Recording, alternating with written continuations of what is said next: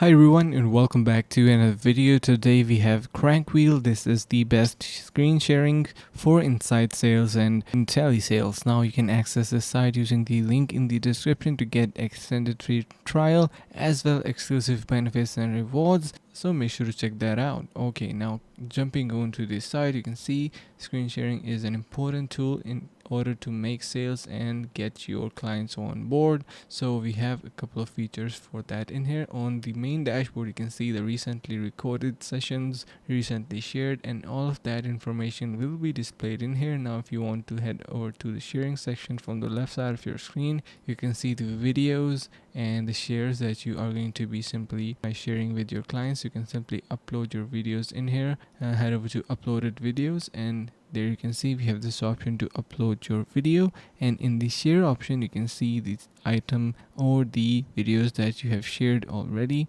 If you want to simply configure users or accounts, you can head over to that. To add a user, you can do that from here, and to simply import from a CSV file or export to CSV file, you can use this option as well, because in a CSV file you can get a better idea of what every user is the detail having.